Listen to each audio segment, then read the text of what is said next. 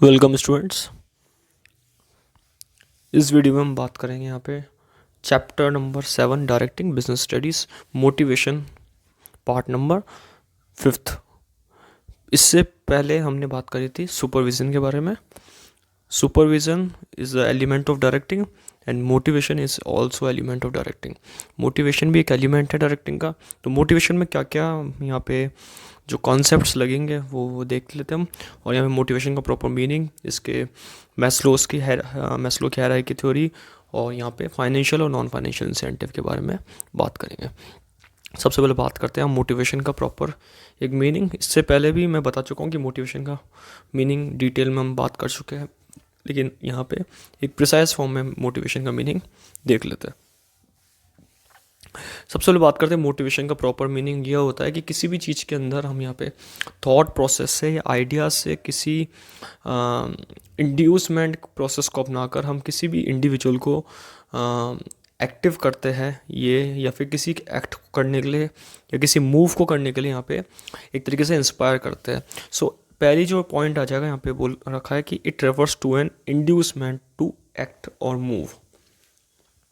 इस प्रोसेस में बताया गया मोटिवेशन एक ऐसा प्रोसेस है जिसमें मेन ऑब्जेक्टिव रहता है यहाँ पे इंड्यूसमेंट करना, यानी कि जो पर्सन है ऑर्गेनाइजेशन के अंदर as a worker, as a subordinate, as a employee, उसको यहाँ पे मैनेजर इस चीज़ मोटिवेशन इस टूल को ये लेकर करता है कि वो अपने वर्क के अंदर एक्टिव हो जाए, अपने वर्क के अंदर एक्ट स्टार्ट करते हैं। So the process of making subordinate to act in a desired manner to achieve organisational goals. यहाँ पे गोल्स की बात करी गई है वो वाले जो ऑर्गेनाइजेशनल माने जाते हैं, यानी कि सबॉर्डिनेट को किसी वर्क के लिए प्रेरित करना, काम करने के लिए बताना, that is a organisation act. Next point features क्या है मोटिवेशन के। तो मोटिवेशन के जो जो फीचर्स है ये बता रखे हैं, 6 पॉइंट्स है। It is an internal feeling the desire derives needs of human being. ये एक इंटरनल फीलिंग कहलाती है जो थॉट एंड आइडिया प्रोसेस से ट्रांसफ़र होती है और ह्यूमन बींग की डिज़ायर को क्रिएट करती है। सो मोटिवेशन एक थॉट ओरिएंटेड प्रोसेस भी कह सकते हैं हम, या इसको साइकोलॉजिकल कॉन्सेप्ट भी कह सकते हैं, क्योंकि माइंड को इम्पैक्ट करती है by the way of ideas, by the way of communications. It produce goal directed behaviour. यहाँ पे गोल के लिए मोटिवेशन कहा जाता है। अब ये गोल क्या है ऑर्गेनाइजेशन का, यानी कि ऑर्गेनाइजेशन को क्या क्या गोल अचीव करने, मतलब क्या क्या एक ऑब्जेक्टिव अचीव करने, यहाँ पे उन ऑब्जेक्टिव को लेकर, जैसे प्रॉफिट मेकिंग करना है, सोशल वेलफेयर करना है, यहाँ पे कंपटीशन मार्केट में आगे बढ़ना है, किस तरीके से मार्केट के अंदर कस्टमर की नीड एंड वांट को आइडेंटिफाई करना है। तो ये सारे ऑब्जेक्टिव्स रहता है, उन ऑब्जेक्टिव को अचीव करने के लिए मोटिवेशन यहाँ पे करा जाता है। पे ये माना जाता है कि that is a goal directed behaviour. Third point है it help to produce a behaviour to improve performance. यहाँ पे वो चीज़ को इम्प्रूव करने में मोटिवेशन हेल्प करता है जो ऑर्गेनाइजेशन के लिए ज़रूरी है, यानी कि परफॉर्मेंस अगर बढ़ गई एम्प्लॉय की तो एक तरीके से ऑर्गेनाइजेशन का इनडायरेक्टली और डायरेक्टली दोनों तरीके से फ़ायदा होता है। यहाँ पे कस्टमर को भी प्रॉपर्ली एक वो चीज़ मिल जाती है ऑर्गेनाइजेशन से, प्रोडक्ट मिल जाता है जो कस्टमर नीड एंड वांट करता है, लेकिन वो यहाँ पे ऑर्गेनाइजेशन के वर्कर की परफॉर्मेंस पे, वर्कर के एटीट्यूड पे निर्भर रहता है। और वर्कर की जब एटीट्यूड हम चेंज करना है तो मोटिवेशन का प्रोसेस यूज़ करना पड़ेगा। सो मोटिवेशन प्रोड्यूस करता है परफॉर्मेंस को इम्प्रूव करना, बिहेवियर ऐसा प्रोड्यूस करता है जो परफॉर्मेंस को इम्प्रूव करता है। फोर्थ पॉइंट है मोटिवेशन में पॉजिटिव, और फिफ्थ पॉइंट है मोटिवेशन में नेगेटिव। ये दोनों तरीके के मोटिवेशन यूज़ करता है। फोर्थ पॉइंट में बता रखा है कि positive motivation provide rewards like increase in पे, प्रमोशंस एक्सेट्रा। अगर बात की जाए पॉजिटिव मोटिवेशन की तो रिवॉर्ड इंक्रीज करता है, पे इंक्रीज करता है। जैसे किसी एम्प्लॉय का यहाँ पे मैनेजर ने सैलरी इंक्रीज कर दी तो वो ये पॉजिटिव यहाँ पे हमारे मोटिवेशन में इंक्लूड होगा। नेगेटिव मोटिवेशन में जैसे नेगेटिव बीज लाइक पनिशमेंट, थ्रेटनिंग, ये सारी चीज़ें इसके अंदर आ जाएगी कि पनिशमेंट दे रहा है एम्प्लॉय को, वो सारी बातें थ्रेटनिंग वगैरह सब आ जाएगी।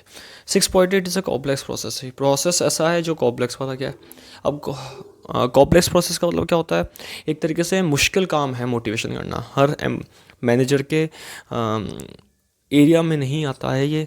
वही मैनेजर कर सकता है मोटिवेशन जो खुद उस एक मोटिव लेकर चल रहा हो, खुद मोटिवेटर है,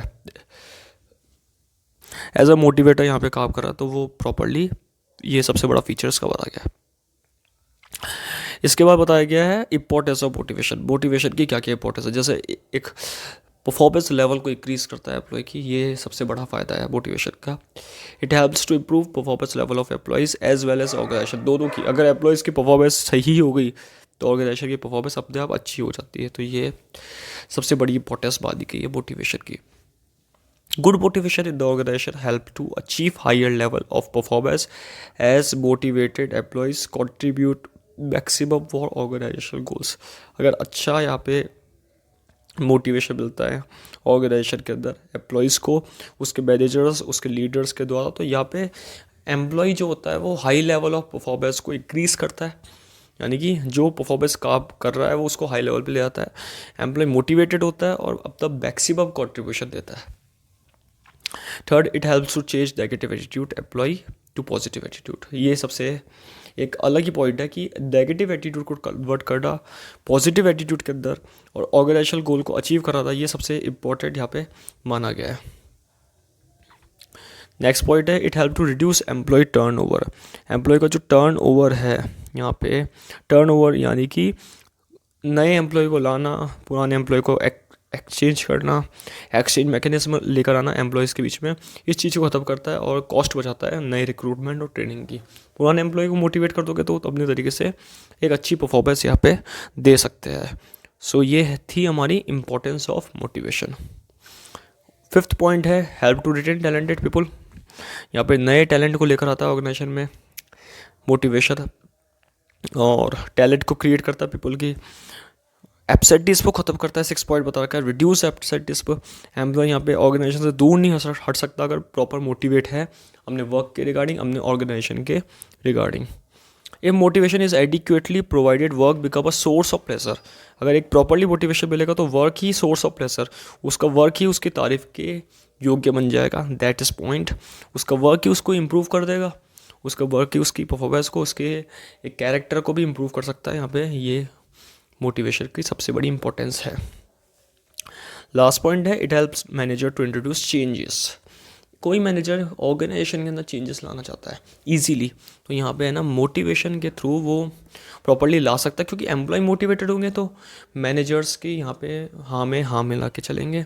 अगर मैनेजर्स इजी काम में भी हाँ बुलवा सकता है उनसे, तो टफ काम में भी हाँ बुलवा सकता है अगर मोटिवेशन करे तो चेंजेस लाना है smoothly, easily, without much resistance from people, बिना कन्फ्लिक्ट करे पीपल से, बिना कन्फ्लिक्ट करे एम्प्लॉयज से, तो यहाँ पे चेंजेस अच्छी तरीके से ला सकता है अगर यहाँ पे प्रॉपर मोटिवेशन मिलता है तो ये तो हो गई हमारी यहाँ पे इम्पोर्टेंस कंप्लीट। अब यहाँ पे है Maslow's hierarchy theory of motivation. Abraham Maslow 1943 के अंदर इन्होंने एक थ्योरी दी है कि मोटिवेशन का प्रोसेस क्या होता है। अपने इसको हायरार्की थ्योरी बोलते हैं। हायरार्की थ्योरी के बारे में पहले भी हम बात कर चुके हैं, एक वीडियो अलग से मैं बना चुका हूँ हायरार्की थ्योरी पे, लेकिन इस वीडियो में हम यहाँ पे प्रिसाइज फॉर्म में इस चीज़ को देख लेते हैं, क्योंकि इसके बारे में मैं डिटेल में पहले डिस्कस कर चुका हूँ। तो फर्स्ट है basic physiological needs. Basic physiological need मतलब जो ज़रूरी है किसी भी इंडिविजुअल या किसी भी ऑर्गेनाइजेशन की बात की जाए तो दोनों के लिए यहाँ पे ज़रूरी पॉइंट जो है वो बता रखे कि बेसिक नीड क्या होती है किसी भी एम्प्लॉय या किसी भी ऑर्गेनाइजेशन की। एक तो प्राइमरी नीड्स भी हम इसको कंसिडर कर सकते हैं, बेसिक नीड भी कह सकते हैं, जैसे हंगर, थर्स्ट, शेल्टर एग्जाम्पल है इस नीड के। अगर ऑर्गेनाइजेशन की बात की जाए तो एक इंडिविजुअल का है बेसिक सैलरी। इंडिविजुअल को बेसिक सैलरी यहाँ पे उसकी बेसिक फिजियोलॉजिकल नीड को सेटिस्फाई करता है कि भाई बेसिक सैलरी एक फिक्स हो जाए कि इतनी सैलरी यहाँ पे ऑर्गेनाइजेशन में उसके वर्क के रिगार्डिंग मिलेंगी, तो वो आराम से काम कर सकता है। तो ये बेसिक फिजियोलॉजिकल नीड यानी कि प्राइमरी नीड को इंडिकेट करता है कि प्राइमरी नीड व्यक्ति की क्या होगी। सेकेंड आता है सेफ्टी नीड। यहाँ पे दो तरह की सेफ्टी इंक्लूड करता है, physical and economic. Physical safety यहाँ पे जैसे बेसिक फिजियोलॉजिकल नीड सेटिस्फाई होने के बाद फिजिकल सेफ्टी और इकोनॉमिक सेफ्टी की बात करते हैं, जैसे इलनेस से बचना, एक्सीडेंट से बचना, ये हमेशा हर व्यक्ति चाहता है, फायर से बचना। फिर इकोनॉमिक सेफ्टी की बात की जाए, जैसे फंड हो उसके पास इजीली किसी भी ट्रांजेक्शन को करने के लिए, यानी कि इजीली पैसा होना चाहिए उसके पास जो है ना किसी भी चीज़ को इजीली कर सके, जॉब सिक्योरिटी मिल जाए उसको, एक तरीके से इनकम की स्टेबिलिटी बनती रहे, इनकम बैलेंस रहे, पेंशन प्लान, यानी कि जो फ्यूचर के लिए ये सारी चीज़ें इसमें इंक्लूड होती है। थर्ड है एफिलिएशन और बिलोंगिंग नीड, यानी कि ये चीज़ इससे एक तरीके से ऑर्गेनाइजेशन के अंदर अगर बात की जाए तो सोशल नीड हो गई है एक तरीके से, इसको हम सोशल नीड भी कह सकते हैं, जिसमें यहाँ पे अफेक्शन, लव, फ्रेंडशिप, बिलोंगिंगनेस, ये हर व्यक्ति सेकंड और फर्स्ट नीड के होने के बाद यहाँ पे उसकी डिज़ायर क्रिएट होती है। जैसे एक इंडिविजुअल लेवल की बात की जाए तो एक व्यक्ति पहले अपनी भूख को मिटाने के लिए अपने रहना, खाना पीना, इस चीज़ को पूरा करता है, फिर वो अपनी सेफ्टी चाहता है, देन आफ्टर वो चाहता है कि उसके साथ उसके जो रिलेटिव्स हो या फिर उसके साथ कोई फ्रेंड सर्कल हो उसका, ये सारी चीज़ें वो चाहता है। ऑर्गेनाइजेशन में भी यही होता है कि मैनेजर के अंडर में जो वर्कर होता है वो वर्कर ये चाहता है कि भाई हमारे साथ हमारा एक ग्रुप हो वर्किंग टीम का, और उस ग्रुप के अंदर हम लोग ईजीली गेट कर सके इनफॉर्मल कम्युनिकेशन को, इनफॉर्मल कम्युनिकेशन हम सुधार सके। फोर्थ है एस्टीम नीड। एस्टीम नीड यानी कि अगर स्टेटस की बात की जाए, एक रेस्पेक्ट की बात की जाए, एक रिकॉग्निशन की बात की जाए, तो ये एस्टीम नीड इसके बाद क्रिएट होती है। This need is more common in higher level employees. ये जो नीड है ये हायर लेवल एम्प्लॉयज़ में ज़्यादातर पाई जाती है, जैसे टॉप लेवल मैनेजर्स हो गए, मिडिल लेवल मैनेजर्स हो गए, इनके अंडर में जो एम्प्लॉयज़ होते हैं उनके अंदर ही ज़्यादा पाई जाती है। इसको हम नॉन मॉनिटरी इंसेंटिव भी कह सकते हैं, यानी कि बिना मनी का यूज़ करें ये नीड सेटिस्फाई होती है। जैसे किसी व्यक्ति का स्टेटस बढ़ा दे, किसी व्यक्ति का प्रमोशन कर दिया यहाँ पे, उसको रिकॉग्निशन दे रहे हैं, उसके कॉन्ग्रेचुलेशन दे रहे हैं कोई अच्छे वर्क करने पर, तो ये सारी चीज़ इसके अंदर इंक्लूड होगी। फिफ्थ है लास्ट, सेल्फ एक्चुअलाइजेशन नीड। इसको सेल्फ डेवलपमेंट नीड भी कहते हैं। ये सबसे लास्ट नीड है और ये सारी नीड सेटिस्फाई होने के बाद ही क्रिएट होती है।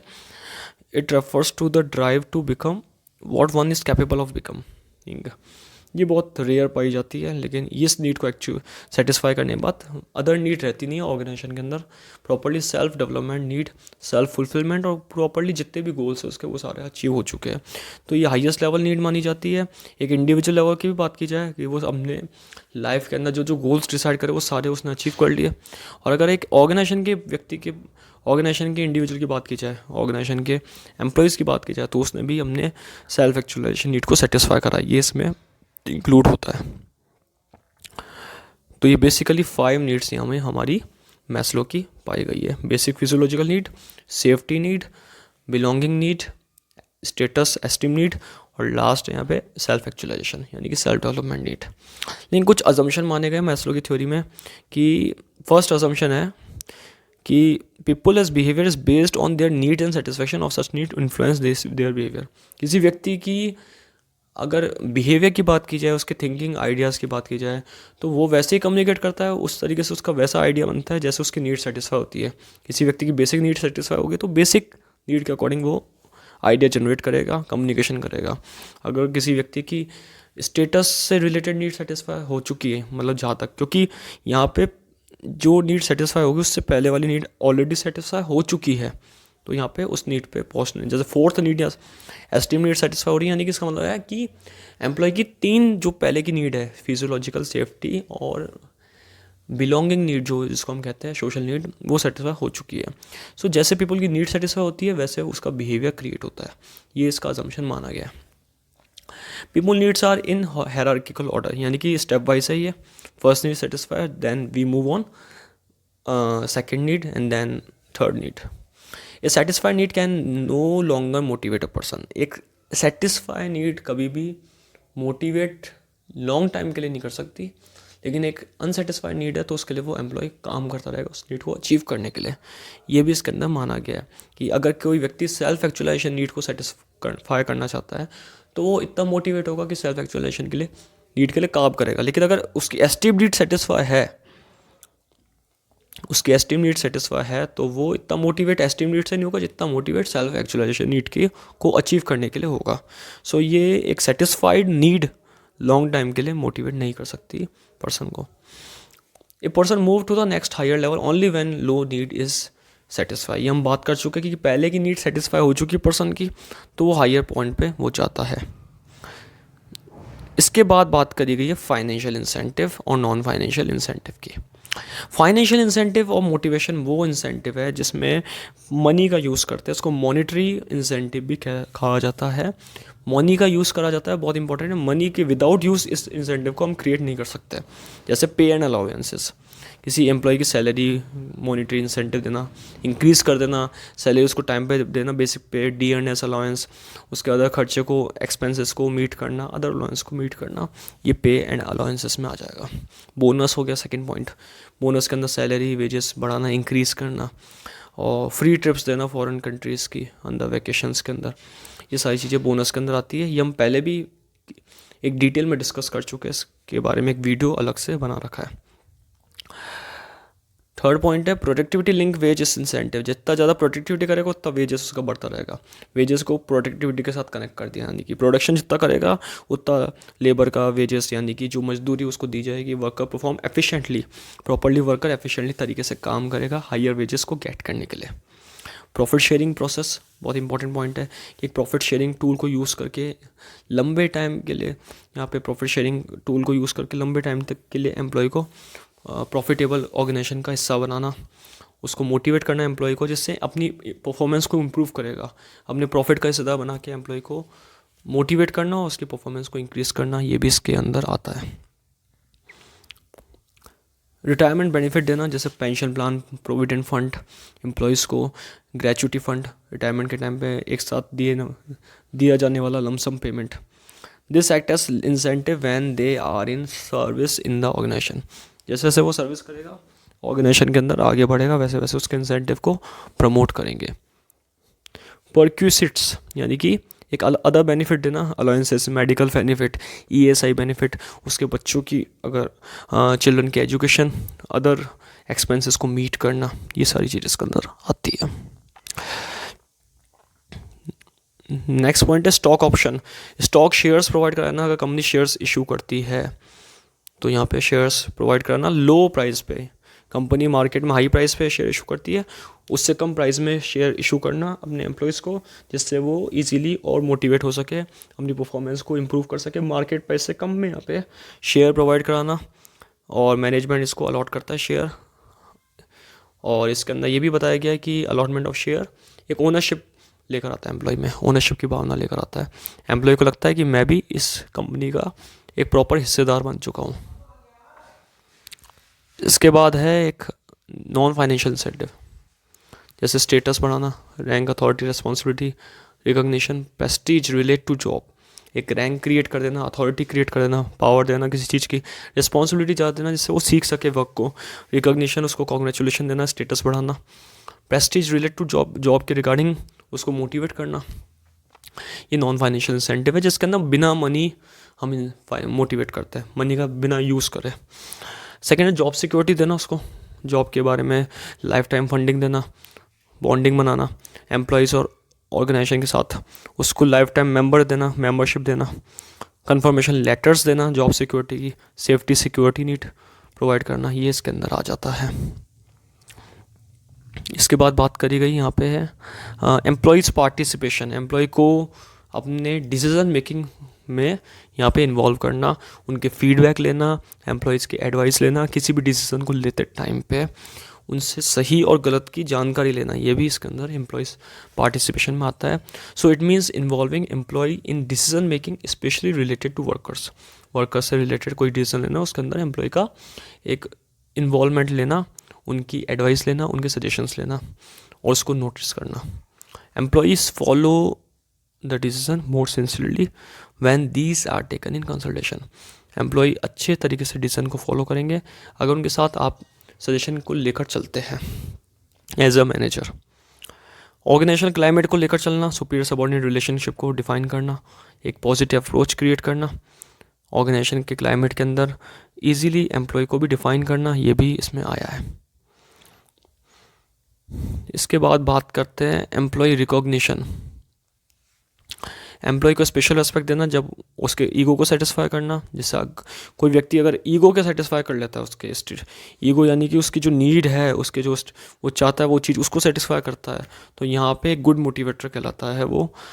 तो एक ईगो को सेटिस्फाई करना, एम्प्लॉय के स्टेटस को बढ़ाना, उसको रैंक देना, अथॉरिटी देना, ये रिकॉग्निशन में आ जाएगा। तो यहाँ पे एम्प्लॉय से और मोटिवेट होता है किसी भी चीज़ को करने के लिए, किसी वर्क को करने के लिए, और लर्निंग प्रैक्टिस इंप्रूव करता है, परफॉर्मेंस को इंप्रूव करता है। जॉब इनरिचमेंट देना यानी कि चैलेंजेस जॉब देना, इंटरेस्टिंग जॉब देना एम्प्लॉयज़ को, जिससे वो सेटिस्फाई हो सके, मोटिवेट हो सके। इंटरेस्टिंग जॉब दे दिया जाएगा तो वो गुड मोटिवेटर यहाँ पे कहलाएगा।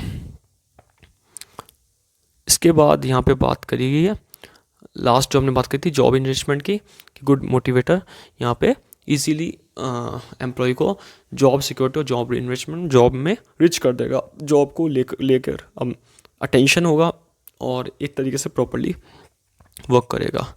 तो हमने यहाँ पे बात करी वो सारे बात जो नॉन फाइनेंशियल इंसेंटिव में होती है, और हमने पूरा यहाँ पे मोटिवेशन कंसेप्ट को कवर करा है कि मोटिवेशन का मीनिंग, फीचर्स, इंपॉर्टेंस, मैस्लो की हायरार्की थ्योरी इंपॉर्टेंट है, और यहाँ पे फाइनेंशियल और non financial of motivation techniques, ये भी हमने यहाँ पे बात करी है। तो इसके बाद हम बात करेंगे अगले एलिमेंट की नेक्स्ट वीडियो में, लीडरशिप के बारे में। Thank you.